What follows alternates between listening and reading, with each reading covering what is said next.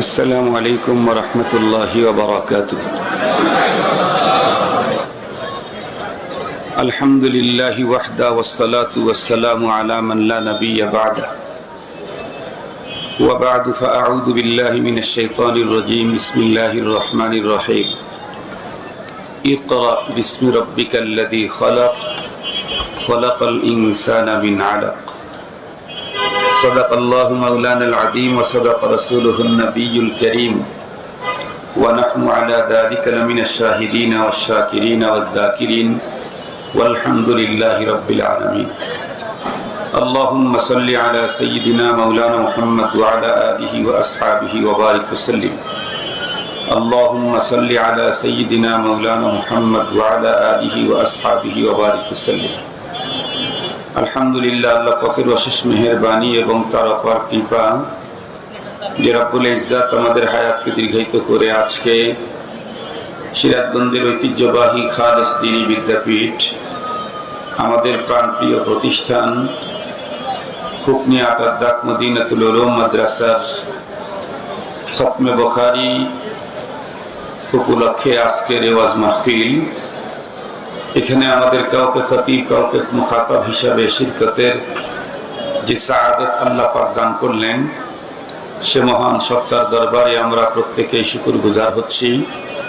জবান খুলে ভক্তি সহকারে মোহাব্বত নিয়ে দিল থেকে আবেগের সাথে উচ্চ কণ্ঠে সকলেই পড়ে নেই আলহামদুলিল্লাহ।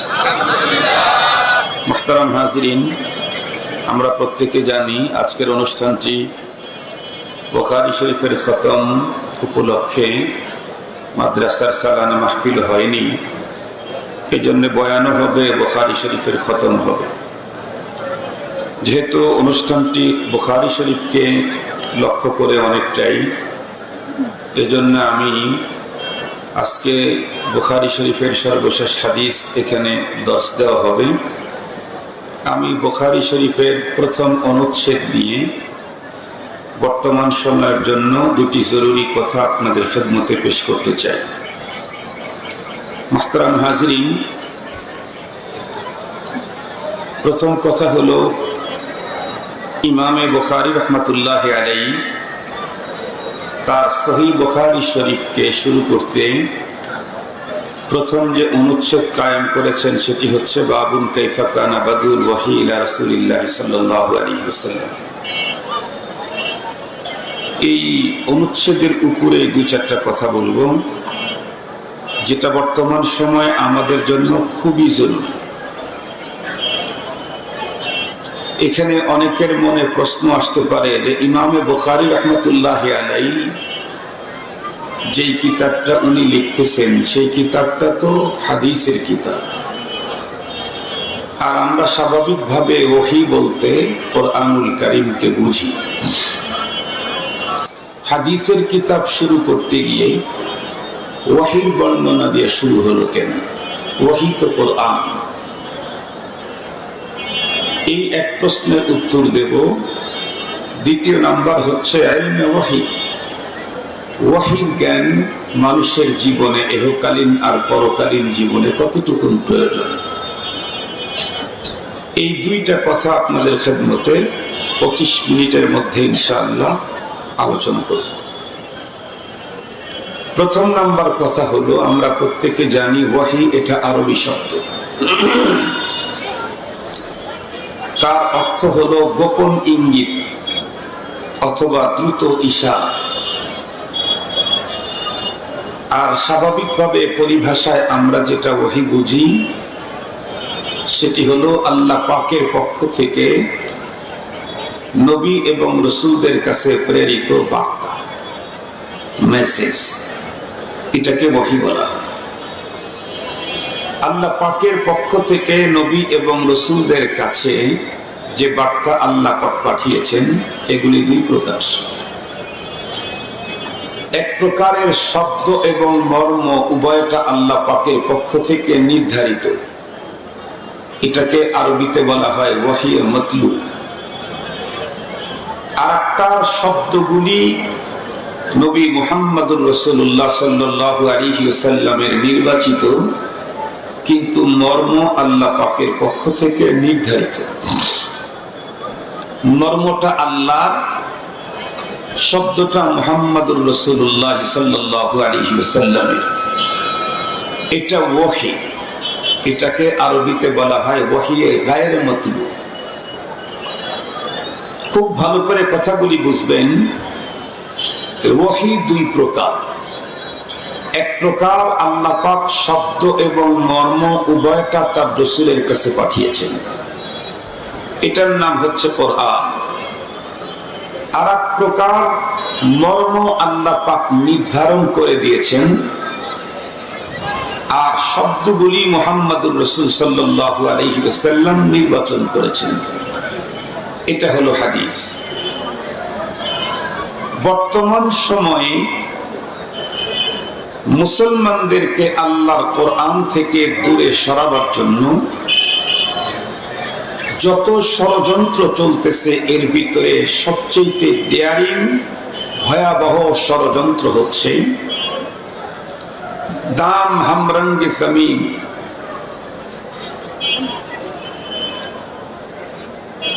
জাল বিছানো হয়েছে, কিন্তু এই জালের রং দেওয়া হয়েছে জমিনের রং। কেউ যদি কোনো কিছু শিকার করার জন্য জমিনে জাল বিছিয়ে রাখে, আর জমিনের কালার আর জালের কালার যদি ভিন্ন হয়, তাহলে এখানে সচেতন কোনো পাখি এখানে পড়বে না। কিন্তু জমিনের কালার আর নেট যেটা বিছিয়েছে জাল, এটার কালার যদি সেম সেম হয়, তাহলে চালাক পাখিও নিজেকে আত্মরক্ষা করতে পারবে না। বর্তমান পৃথিবীতে মুসলমানদেরকে আল্লাহর কোরআন থেকে দূরে সরাবার জন্য সূক্ষ্ম ষড়যন্ত্র চলতেছে, অতি সূক্ষ্ম। কারণ আমরা মুসলমান, আমরা নিজেরা আল্লাহর কোরআনের পাওয়ার ক্ষমতা, শক্তি, ঈমানি তাকত সম্পর্কে যতটুকু ধারণা না রাখি, আমাদের সবচেয়ে বড় সিরিয়াস শত্রু এই জমিনে দুইটা। আল্লাহ পাকের ঘোষণায় আল্লাহ তাআলা বলেন, লাতাজিদান্না আশাদ্দান নাসি আদাওয়াতান লিল্লাযীনা আমানুল ইয়াহুদ ওয়াল্লাযীনা আশরাকু। নবীজি বলেন, আল কুফরু মিল্লাতুন ওয়াহিদা। পৃথিবীর সকল কুফরি তাগুতি শক্তি একটা বিষয় এক, সেটি হলো তামাম দুনিয়া থেকে ইসলাম এবং মুসলিমদেরকে নিশ্চিহ্ন করতে চায়। আর এই মিশনে সবচেয়ে ডেয়ারিং ভয়াবহ সিরিয়াস হলো দুইটা গ্রুপ, একটা হলো ইহুদিবাদ আর একটা হলো শিরিকবাদ। কিন্তু আমরা মুসলমানদের নসিব খারাপ, বর্তমান পৃথিবীর মুসলিম দেশের শাসক গোষ্ঠী কেউ ইহুদিদেরকে বন্ধু বানিয়ে নিয়েছে, কেউ মুশরিকার দাদা দাদুদেরকে বন্ধু বানিয়ে নিয়েছে। আল্লাহর কোরআনে ঘোষণা হলো পৃথিবীর সবচেয়ে বড় শত্রু তোমাদের ইহুদ এবং মুশরিক। এই ইহুদিরা অতি গোপন ষড়যন্ত্রে আমাদেরকে পৃথিবী থেকে নিশ্চিহ্ন করতে চাইলে আগে কোরআন থেকে আমাদেরকে দূরে সরাইতে হবে। আর কোরআন থেকে দূরে সরাইতে চাইলেও ডাইরেক্ট কোরআনের উপরে আক্রমণ করলে হবে না, অতি সূক্ষ্ম পথে অগ্রসর হতে হবে। ওরা অনেক থিসিস গবেষণা করে দেখেছে, যতদিন পর্যন্ত মুসলিম জাতিকে কোরআন সুন্নাহ থেকে দূরে সরাইতে না পারবে, ততক্ষণ পর্যন্ত পৃথিবীতে নতুন নতুন হাজারো রণসামগ্রী তৈরি করে মুসলিম জাতির উপরে বিজয় অর্জন করা সম্ভব নয়। যার জ্বলন্ত প্রমাণ এই তো কিছুদিন আগে তামাম পৃথিবী দেখেছে। বর্তমান পৃথিবীর সেরা পরাশক্তি, সুপার পাওয়ার আমেরিকা একা যায় নাই, ফ্রেন্ড সার্কেল মিত্র বাহিনীকে নিয়েই আক্রমণ করলো 20টা বছর আফগানিস্তান। যুদ্ধ করলো কাদের বিরুদ্ধে? তালেবান। তালেবানের কন্ডিশন কি ছিল? ওদের পরনে জুতা কেনার টাকা ছিল না, ওদের পায়ে জুতা কেনার টাকা ছিল না, পায়ে জুতা পরবে এ জাতীয় যোগ্যতাও ছিল না। মাসের পরে মাস শুষ্ক রুটি খেয়ে কোন রকম দিনাতিপাত করেছে। মাসে 2-4 বার তরকারি দিয়ে রুটি ভিজিয়ে খাওয়ার মতো সুযোগ তাদের ছিল না। বছর পর বছর ধরে তুরাবুরা পর্বতের গর্তের ভিতরে আত্মগোপন করে কোন রকম নিঃশ্বাস নিয়ে বেঁচেছিল। ওদের অস্ত্রের কন্ডিশন, ওদের কাছে তথ্য প্রযুক্তি আর টেকনোলজি কিছু নেই। ওদের কাছে অস্ত্র ছিল হলো পাথর আর লাঠি। যেই অস্ত্রগুলি তামাম দুনিয়া আমেরিকার বিরুদ্ধে ব্যবহার করতে দেখেছে তালেবানকে, এগুলি তাদের নিজস্ব আবিষ্কার না, এটাও ওদের কাছ থেকে গনিমত সূত্রে প্রাপ্তি কিছু। কিন্তু লম্বা 20 বছর পর্যন্ত বর্তমান পৃথিবীর সুপার পাওয়ার সবচেয়ে বড় পরাশক্তি একা লড়ে নাই, তার ফ্রেন্ড সার্কেল মিত্র বাহিনীকে নিয়েই লড়েছে। 20 বছর পর্যন্ত আফগানিস্তানে যুদ্ধ করে পৃথিবীর সবচেয়ে লেটেস্ট রণসামগ্রীতে সাজিয়ে যুদ্ধ করার পর ওদের অর্জন কি? অর্জন হলো অত্যন্ত শোচনীয় লজ্জাজনক পরাজয়। আফগানিস্তানের জমিনে তালেবানের বিপক্ষে, আফগানিস্তানের জমিনে বর্তমান পৃথিবীর পরাশক্তির শোচনীয় পরাজয়, লজ্জাজনক। এই পরাজয়ের পরে পৃথিবীর সেরা রণবিদদের জীবনের সঞ্চিত সকল থিসিস গবেষণাগুলি একদম এলোমেলো হয়ে গেছে। বিশ্বসেরা গবেষকেরা নানা রকমের মন্তব্য ছুড়েছে, তার ভিতরে একজন মানুষের মন্তব্য আজকে আপনাদেরকে শোনাবো। উনি হলেন বর্তমান পৃথিবীর আলমী ইসলামিক স্কলার আল্লামা মুফতি তকি ওসমানী হাফিজাহুল্লাহ। উনি আফগানিস্তানের জমিনে বর্তমান পৃথিবীর সেরা সুপার পাওয়ার, সেরা শক্তির লজ্জাজনক শোচনীয় পরাজয় আর তালেবানের মতো নিরস্ত্র ক্ষুধার্ত জুতাবিহীন বাহিনীর মহাবিজয়, এটাকে উনি তার টুইট বার্তায় 2টা কথা লিখেছেন, তার উপলব্ধি পেশ করেছেন। একটা হলো উনি বলেন, আফগানিস্তানে তালেবানদের এই অবস্থাতে তাদের এই মহাবিজয় আমাদেরকে আবারও 1450 বছর পূর্বের মক্কা বিজয়ের কথা স্মরণ করিয়ে দেয়। 2 নম্বর যেটা আমার আজকের আলোচনার টার্গেট, সেটি হলো উনি বলেন বর্তমান পৃথিবীর সুপার পাওয়ার সেরা পরাশক্তি আমেরিকান এবং তার মিত্র বাহিনীর আফগানিস্তানে তালেবানের বিরুদ্ধে লজ্জাজনক শোচনীয় পরাজয় পৃথিবীর মানুষের চোখে আঙ্গুল দিয়ে আবারও এ কথাই প্রমাণ করিয়ে দিল, তথ্য প্রযুক্তি আর টেকনোলজি কখনোই কোনোদিনও ঈমানি শক্তি আর কোরআনী পাওয়ারের কাছে টিকতে পারে না। ঈমানি শক্তি, কোরআনী পাওয়ার, এর কাছে তথ্য প্রযুক্তি এবং টেকনোলজি চিরজীবনই অসহায়। এজন্য আমাদের স্পষ্ট বার্তা মুসলমানদের কাছে, আমরা মুসলমান তথ্য প্রযুক্তি আর টেকনোলজিতে যদি বিশ্বের তেমন কোনো অবস্থান তৈরি করতে নাও পারি, যদি আমাদের মূল 2 বস্তু যদি আমরা ধরে রাখতে পারি। আল্লাহ পাকের রাসূল বলেন, তারাকতু ফীকুম আমরাইন লান তাদিল্লু মা তামাসসাকতুম বিহিমা কিতাবাল্লাহি ওয়া সুন্নতি আও কামা ক্বালা আলাইহিস সালাতু ওয়াস সালাম। কোরআন আর সুন্নাহ এই 2টা যদি ধরে রাখতে পারি, তথ্য প্রযুক্তি আর টেকনোলজিতে তেমন কোনো অবস্থান পৃথিবীতে অর্জন করতে না পারলে দুনিয়া তথ্য প্রযুক্তি আর টেকনোলজি দিয়ে যতই উন্নত সাধন করুক না কেন, কশিনকালেও ঈমানি শক্তি আর কোরআনী পাওয়ারের কাছে টিকতে পারবে না। এ কারণেই মুসলিম জাতিকে আল্লাহর কোরআন থেকে দূরে সরাবার ষড়যন্ত্র, সুন্নতে রাসূল থেকে মুসলিম জাতিকে দূরে সরাবার সূক্ষ্ম ষড়যন্ত্র।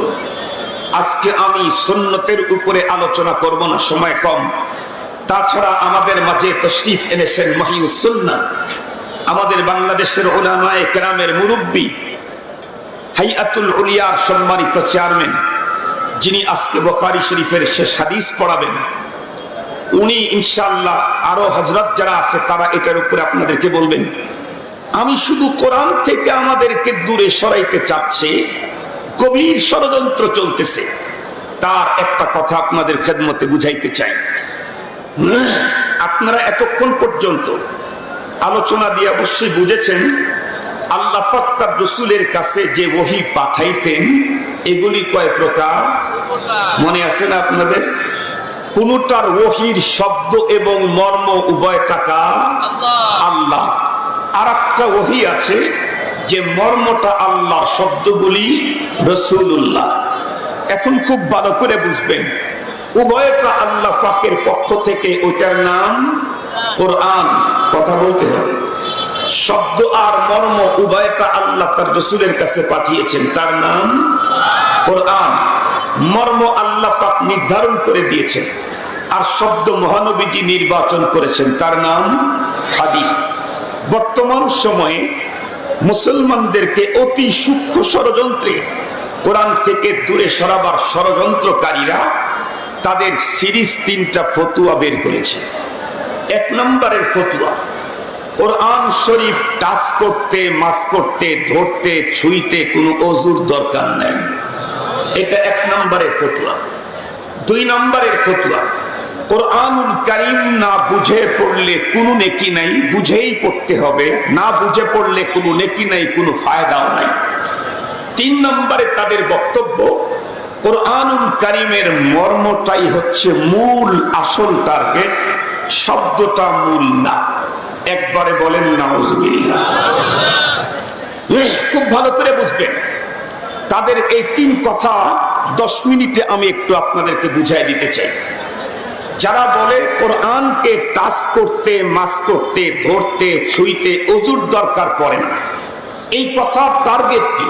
এই কথা বলে তারা মানুষের অন্তরে কোরআনের ব্যাপারে কি মেসেজ দিতে চায়?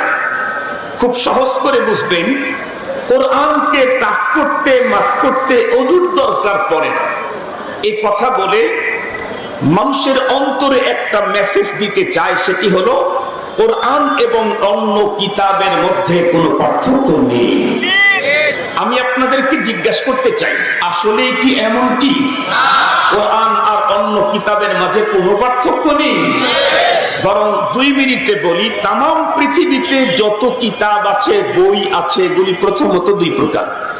1 প্রকারের কিতাব যেগুলি আল্লাহ পাক নিজে পাঠিয়েছেন, তার রচনা। আর 1 প্রকারের কিতাব জমিনের মানুষের রচনা।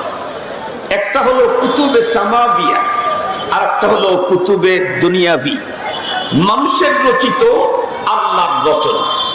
বলেন তো দেখি, এই 2টা কি কোনোদিন, কোনো সময়, কোনো অবস্থাতে, কোনো দিক থেকে সমান হতে পারে? খুব ভালো করে বুঝবেন, এই 2 প্রকারের ভিতরে সবচেয়ে বড় মর্যাদা কোনটা? যেটা আল্লাহর পক্ষ থেকে এসেছে। আল্লাহ আর বান্দার ভিতরে যেমন পার্থক্য, আল্লাহর রচনা আর বান্দার রচনার ভিতরে তেমনই পার্থক্য। আল্লাহ পাক যেই কিতাবগুলি দুনিয়াতে পাঠিয়েছেন, এগুলিও তো 2 প্রকার। ছোট ছোট পাঠিয়েছেন 100টা, বড় পাঠিয়েছেন 4টা। সবগুলি আল্লাহর কিতাব হলেও এই 2 কোয়ালিটির মর্যাদা কি সমান? অবশ্যই ছোটগুলার তুলনায় বড়গুলার মর্যাদা অবশ্যই বড়। বড় যে 4টা কিতাব পাঠিয়েছেন, এই 4টা আবার 2 কোয়ালিটি। 3টা হলো লৌহে মাহফুজ থেকে ভাষান্তরিত, আর একটা হলো হুবাহু লৌহে মাহফুজের ভাষায় নাজিলকৃত। একটা মাত্র কিতাব এই পৃথিবীতে আল্লাহ পাক নাজিল করেছেন, যেটা লৌহে মাহফুজের ভাষায়, ভাষা থেকে ভাষান্তরিত করে লৌহে মাহফুজের ভাষায় পাঠিয়েছেন। এজন্য আমাদের রাসূল বলেন, তাবাররাক বিল কুরআন ফাইন্নাহু কালামুল্লাহ ওয়া খারাজ আনহু। তোমরা আল্লাহর কোরআন দিয়ে বরকত হাসিল করো। কেন? কোরআন শুধু কালামুল্লাহ না, কিতাবুল্লাহ না, বরং কোরআন হলো কালামুল্লাহ। মনে রাখবেন, আসমান থেকে যত কিতাব পাঠিয়েছেন, সমস্ত কিতাবের সবগুলাই হলো কিতাবুল্লাহ। শুধু একটা কিতাব কিতাবুল্লাহর পাশাপাশি কালামুল্লাহ, সেটা হলো কোরআন। তাহলে কোরআন তো অন্য আসমানি কিতাবের সমান না, অন্য আসমানি কিতাবও তো কোরআনে পাকের সমান না। সেখানে পৃথিবীর অন্য কিতাব আসমানি কিতাবের সমান হবে, তাও কোরআনের মতো? নিঃসন্দেহে এটি ভ্রান্ত মতবাদ, পথভ্রষ্ট আর গোমরাদের বক্তব্য ছাড়া কারো বক্তব্য হতে পারে না। এই কথা বলে আগামী প্রজন্মের অন্তর থেকে কোরআনে পাকের আজমত মুহাব্বতকে দূর করায় দিতে চায়। কারণ মুহাব্বত সরাইতে পারলে, আজমত সরাইতে পারলে একদিন কোরআন থেকে তাদেরকে দূরে সরানো সম্ভব। দ্বিতীয় নম্বর তাদের ফতুয়া, কোরআন কারীম বুঝেই পড়তে হবে, না বুঝে পড়লে কোনো নেকি নেই। আমরা স্পষ্ট ভাষায় বলতে চাই, আমাদের আকাবির ও আসলাফ হযরত উলামায়ে কেরামদের ঐক্যমত, কোরআনুল কারীম না বুঝিয়ে পড়লেও কমপক্ষে 10 নেকি। কেউ যদি বলে কোরআন না বুঝিয়ে পড়লে কোনো নেকি নেই, তার কথা সঠিক নয়। সে হয়তো জাহেল হবে, না হয় বদ্দিন হবে, না হয় জাহেল প্লাস বদ্দিন। যদি বলেন হুজুরের তো আপনাদের আকাবিরদের কথা বললেন, কোরআন হাদিসের দলিল দেখান, ওরা তো আকাবির মানেই না। তাহলে কোরআন হাদিসের দলিল, তাহলে সহজ কথা, আল্লাহ পাক হযরত ইব্রাহিম আলাইহিস সালাম আল্লাহ পাকের কাছে আমাদের নবীজির জন্য কিছু আবেদন দিয়েছিলেন।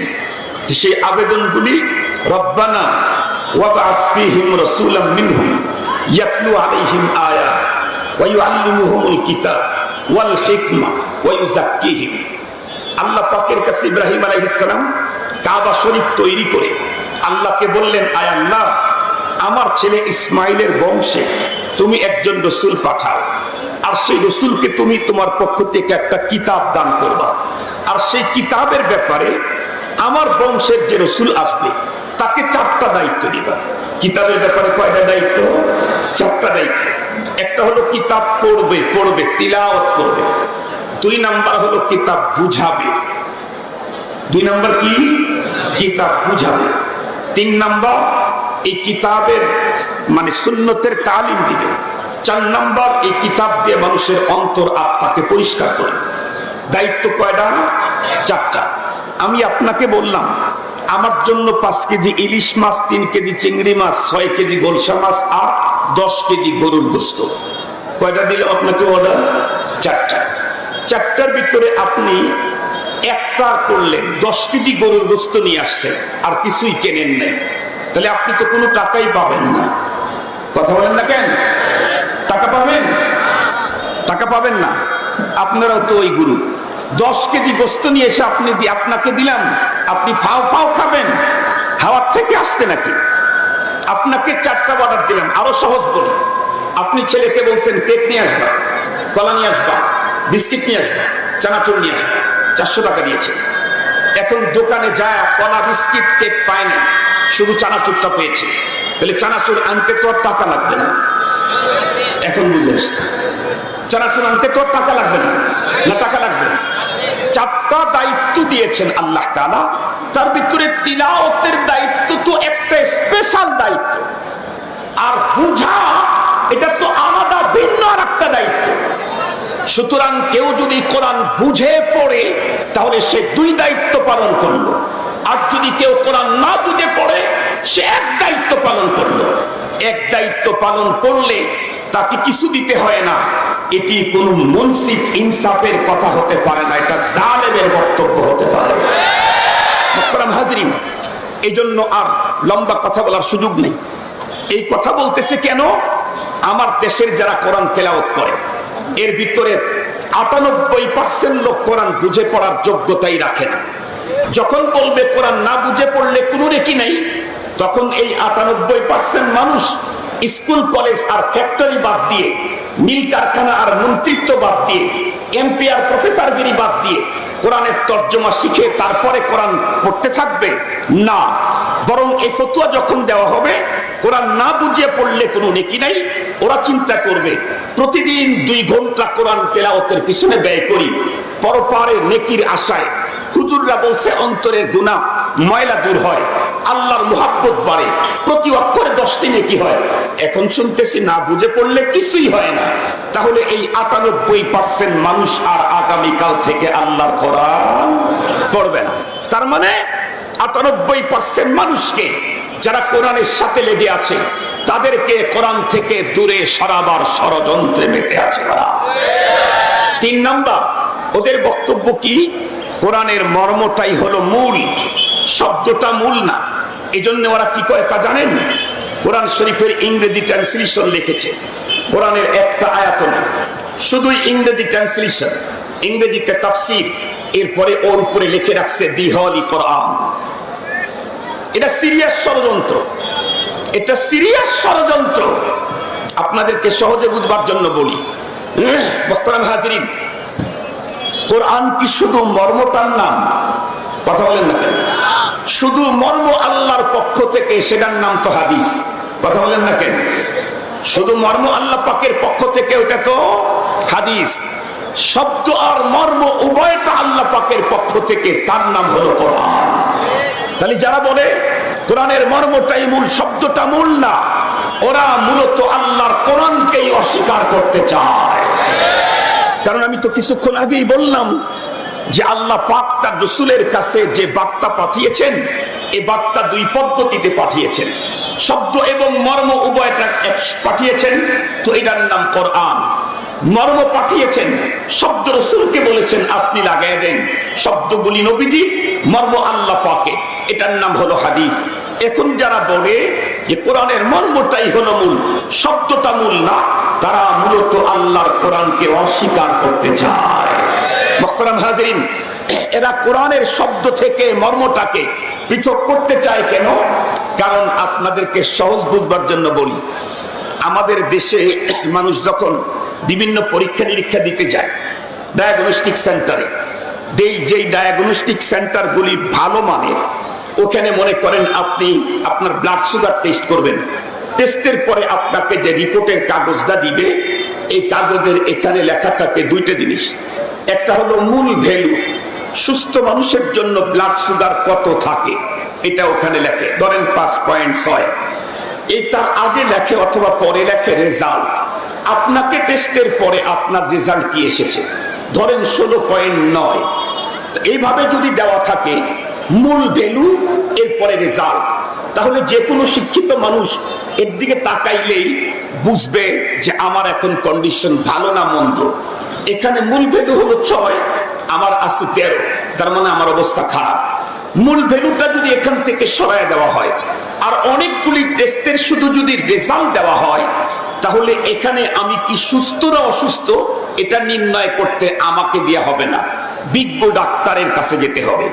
উনি, ওনার সব মুখস্থ আছে, উনি বুঝবেন কোনটার কত থাকা দরকার ছিল, এখন এখানে কত আছে। মুহতারাম হাজিরিন, কোরআনে পাকের পাশাপাশি কোরআনের তর্জমা যদি রাখে, আলহামদুলিল্লাহ রাব্বিল আলামিন, এরপরে তার যদি তর্জমা লেখে, তাহলে এই জায়গায় 2 নাম্বারই করে কেউ টিকতে পারবে না। যে কোনো ছোট হুজুরের কাছেও ধরা খাবে। কিন্তু 30 পারা কোরআনের কোনো একটা আয়াত না লিখে শুধুই যদি তর্জমা লিখতে থাকে, 30 পারা কোরআনের 43 জায়গাতে 2 নাম্বারই করলে লম্বা টাইম পর্যন্ত 2 নাম্বারের কারণে অনেক মানুষকে গোমরা করতে পারবে, তবে 2 নাম্বারই করে চিরদিন টিকে থাকতে পারবে না। মুহতারাম হাজিরিন, মনে রাখবেন, এটা যে ষড়যন্ত্র আল্লাহর কোরআন থেকে মুসলমানদেরকে দূরে সরাবার জন্য, তাম দুনিয়ার কেউ যদি না বোঝে, আল্লাহ পাকের ওয়াদা আছে, পয়গম্বর হাদিসের মধ্যে স্পষ্ট বলে দিয়েছেন, কিয়ামত পর্যন্ত এই পৃথিবীতে হকের পতাকাবাহী এক জামাত থাকবেই থাকবে, এদেরকে কেউ কোনোভাবেই রাস্তা থেকে সরাইতে পারবে না। আপনারা তো জানেন, দিন যত ঘটতেছে ধর্মের বিরুদ্ধে ষড়যন্ত্র তত সূক্ষ্ম থেকে সূক্ষ্মতর চালানো হচ্ছে। কিন্তু ষড়যন্ত্রকারীদেরকে বলতে চাই, আমাদের বর্তমান পৃথিবীতে একটা ভাইরাস আসছে, তার নাম হলো নোবেল করোনা, কোভিড-19। এই ভাইরাস কি হাতির এত বড়, গরুর সমান, ছাগলের সমান, মুরগির সমান, মুরগির ডিমের সমান, কোয়েল পাখির ডিমের সমান না। যে অসুস্থ সে তো দেখতেই পায় না, যে ডাক্তার চিকিৎসা করে সেও খালি চোখে দেখতে পায় না, এতটাই সূক্ষ্ম, খালি চোখে ডাক্তারও দেখতে পায় না। তারপরেও এই ভাইরাস ডাক্তারের চোখে ধরা পড়ছে না, পড়ে নাই? এত সূক্ষ্ম ভাইরাস যদি স্বাস্থ্য বিজ্ঞানীদের চোখ ফাঁকি দিতে না পারে, কোরআন আর সুন্নাহর বিরুদ্ধে যত সূক্ষ্ম ষড়যন্ত্র করুক না কেন, নায়েবে নবীদের চোখ ফাঁকি দেওয়ার যোগ্যতা কোনো ষড়যন্ত্রকারীর না। এই জন্য আপনারা মামুন থাকবেন।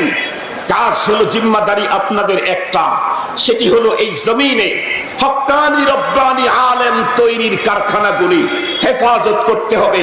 হক্কানি রব্বানি আলেমদেরকে দেখে শুনে তাদের খেদমত, তাদের অনুগত্য, তাদের অনুকরণ, তাদের বেয়াদত মানা, এরা যতদিন পর্যন্ত মানতে পারবেন, এদের পিছনে শ্রদ্ধার ভালোবাসা যতদিন পর্যন্ত বাড়াইতে পারবেন, কোরআন সুন্নাহ ধর্মের বিরুদ্ধে ষড়যন্ত্রকারীর ষড়যন্ত্র যত সূক্ষ্ম থেকে সূক্ষ্মতর হোক না কেন, ইনশাআল্লাহ কিয়ামত পর্যন্ত হক্কানি রব্বানি নায়েবে নবীদের চোখ ফাঁকি দেওয়ার মতো কোন ষড়যন্ত্রকারীর ষড়যন্ত্র দুনিয়াতে আসবে না। আল্লাহ পাক আমাদের সকলকে আলোচিত কথার উপরে আমল করার তৌফিক দান করুন। তাহলে আমার আজকের মূল কথা ছিল, কোরআন কি শুধু মর্মটাই? আল কোরআন ইসমুল লিন-নাদমি ওয়াল মা'না জামিআ। কোরআন শুধু মর্ম না, শব্দ এবং মর্ম উভয়টা মিললে হবে কোরআন। শুধু মর্ম আল্লাহর পক্ষ থেকে, শব্দ নবীজির, এটা হলো হাদিস। সুতরাং যারা বলে মর্মটাই মূল, শব্দ মূল না, ওরা কোরআনকে মূলত অস্বীকার করতে চায়। এ জাতীয় ষড়যন্ত্রকারীদের খপ্পর থেকে মুসলিম উম্মাহকে আল্লাহ পাক হেফাজত করুক। ওয়া আখিরু দাওয়ানা আনিল হামদুলিল্লাহি রাব্বিল আলামিন। আসসালামু আলাইকুম ওয়া রাহমাতুল্লাহ।